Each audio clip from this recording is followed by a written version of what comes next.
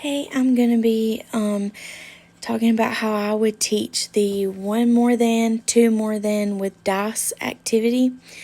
For this activity, you need 2 dice. On the first dice, you need to label 2 sides with +1 and 2 sides with +2.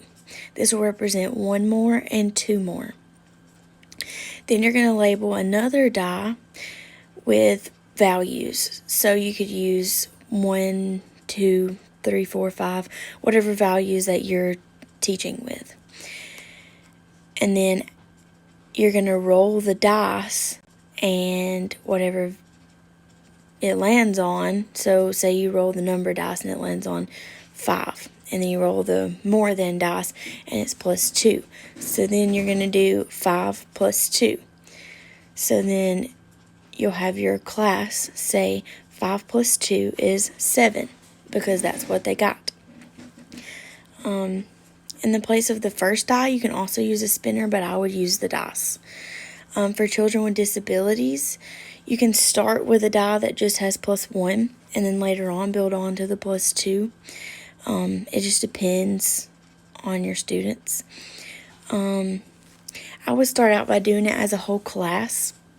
So basically, I would roll the dice, and then whatever we got, I would write on the board, and then we would work it out together and explain how we got those answers.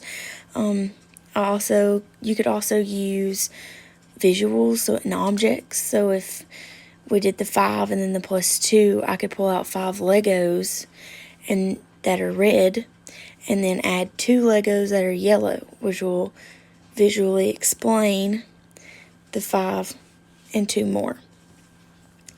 And you can do the same thing with the 1 more as well. I would start off doing that for a little bit till everybody understands, and then I would slowly transition into small group, and then you could have each group roll their dice and individually in their groups work out the problem that they got. But I would also have them write it down, like on paper or in a journal or something, so that you can go back and check their math after. And then you can also formatively assess them by walking around and checking their understanding while they're doing the activity. After you do the group activity, you can transition into individual. They can do it individually by themselves. It's the same way. You can have them write down their answers, or you can check it as they do it, or you can do both. This activity is really fun. You can build on this activity. You could change the dice to be 3 more, 4 more, and then you can also make the number dice bigger using larger numbers like 10, 15, and it would work the same way.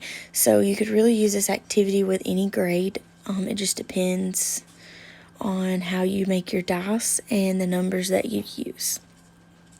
You can also change this activity to benefit all students. So if you have a student that is on a lower math level than the other students, you can have them pair off with somebody who's on a closer level as them and have them two work together with smaller numbered dice. So it's very versatile, and it's a great way to visually represent adding. You can also do it with subtracting. So that's another way that you could extend this activity.